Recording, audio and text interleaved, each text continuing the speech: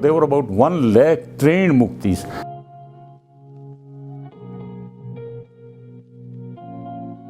अस्सलाम वालेकुम नहमदुहु व नसल्ली अला रसूलिल करीम औज़ु बिल्लाहि मिनश शैतानिर रजीम।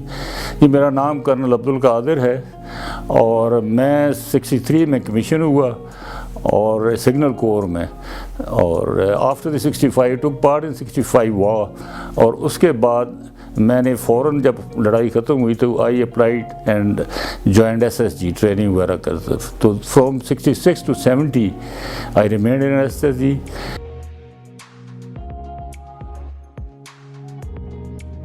मुफ्ती बहानी का जो मेन कंट्रीब्यूशन था कि कैसे उन्होंने कैंप्स वगैरह में उनके बच्चों वगैरह को एक किस्म का वहाँ पे रोक कर उनको वहाँ से एक किस्म का कैद करके कैंपों में इनको ट्रेन किया और इनको फिर लॉन्च किया वहाँ से बॉर्डर के अंदर एंड ऑल दैट। और by the time the war started तो वो बहुत इलाके में फैल गए थे और फिर हमारे फोर्सेस के ख़िलाफ़ behind the lines and all हमारे लाइन ऑफ कम्युनिकेशन, हमारे टेलीफोन तार्स और ये वो सारा डिसप्ट कर दिया communication system.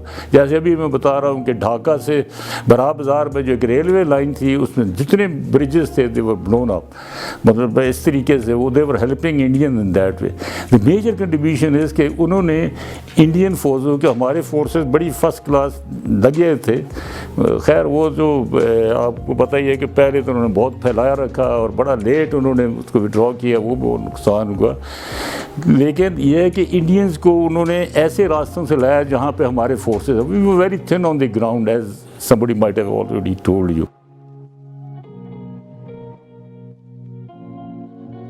There were about 1 lakh trained मुफ्तीज।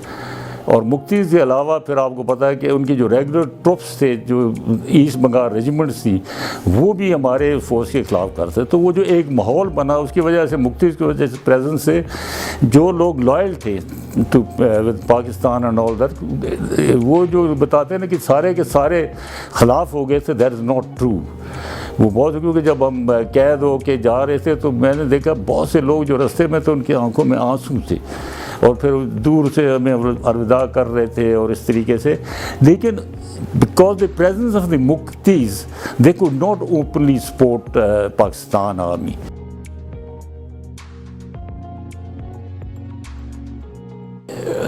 उनकी जो सप्लाई लाइन्स थी वो कट गई। मतलब जो फोर्सेस आगे लड़ रही थी इतने दिनों से, आपको पता है कि कोई फोर्स ऐसे लड़ नहीं सकता अगर आपके उसको रीइंफोर्समेंट ना हो, नो एमुनीशन फलानी हर चीज़ ख़त्म हो जाती है। लेकिन बिकॉज ये लोग वहाँ पे मौजूद थे और हमारे पास इतनी फोर्स नहीं थी कि भाई उधर दुश्मन से लड़ रहे हैं और इधर आप मुफ्तियों से, तो कुछ स्पेशल रज़ाकार से बंगालीज रज़ाकार अल बदर अल शम्स वगैरह सुना है, उन्होंने कुछ वैसे मुफ्तियों को थोड़ा सा नॉट ज़्यादा एंड ऑल दैट काफ़ी उनके ख़िलाफ़ उन्होंने एक्शन वगैरह किए, लेकिन वो तादाद में कम थे। लेकिन और ये हर जगह फैले हुए थे।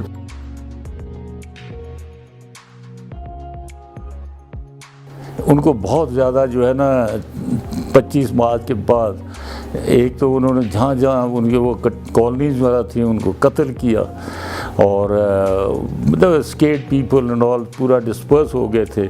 लेकिन जहाँ जहाँ हो सका उन्होंने पाकिस्तान आर्मी की वो मदद की, कुछ सप्लाई वगैरह ले के जाना, कुछ वो ब्रिजेस वगैरह बना रहे या स्ट्रॉन्ग डिफेंसेस बना रहे हैं, उधर मोर्चे वगैरह बनाना, उसमें दे वर हेल्पिंग ऑल।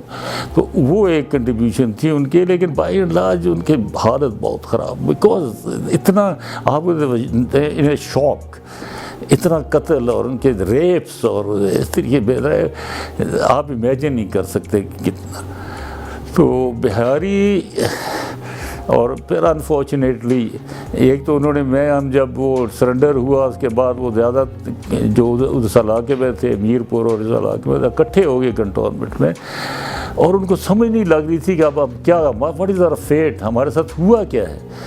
और मैंने अपनी किताब में भी लिखा है कि कुछ वो जो बिहारी थे उनके बाप और भाई वो लोगों से आके हमारे सिपाहियों से मिन्नतें कर रहे थे, यार हमारी बेटियों का बहनों का अपने साथ ये निकाह कर लो इनके साथ, ताकि ये हो सके भाई अपनी इनकी इज़्ज़त बची रहे और ये पाकिस्तान महफूज कर रहे हैं। So they were a pitiable condition, and they are still living that miserable life.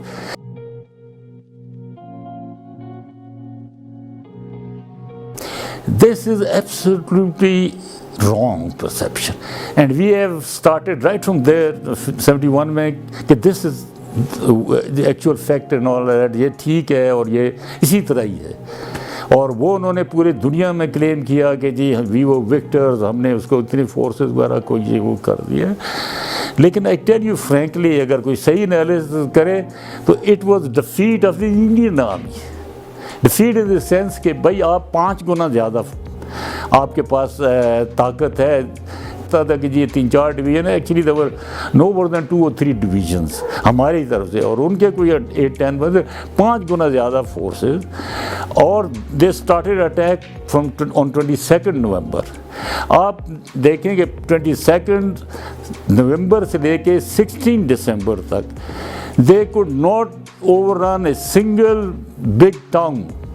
हमारे जो ब्रिगेड्स थे, फोर्ट्रेसेस वगैरह और बहुत सी जगहों पर दे वर होल्डिंग आउट। एक जो है वो खुलना वाला ब्रिगेड है, जब उनको पता लगा तो वो बता रहा था जो उधर प्रेजेंट था वहाँ पे, उसका जीत एंड ऑल दैट, उसने दीवारों से टक्करें मारने शुरू कर दी कि भाई ये क्या हुआ ना उधर। मतलब the people in the field they were fighting, और वो उनकी तारीफ़ अगर आप उनकी किताबें पढ़ें इंडियंस की जर्नल्स वगैरह ना, तो उन्होंने तारीफ़ की है कि ये किस तरीके से वो लड़े और हमारे सारे दबाव वजह। जैसे एक कमालपुर पोस्ट में एक पूरा ब्रिगेड एक प्लेटून पोजीशन पर लगी रही, दे कुड नॉट उनको डिसलॉज दें। वो 11 दिसंबर तक वहाँ पे अकेले बॉर्डर पे वो लड़ते रहे। तो जहाँ जहाँ लड़े they fought very brilliant desperately और in an environment which was against them.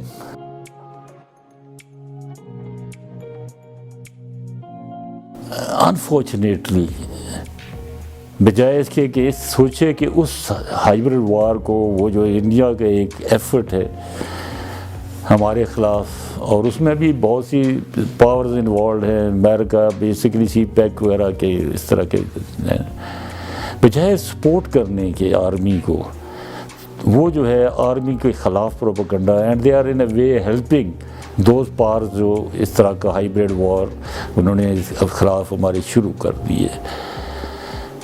हमारे मुल्क की यूनिटी, हमारे मुल्क की इंटेग्रिटी जो आज तक मेंटेन की है, people may not agree and all, is because of the army.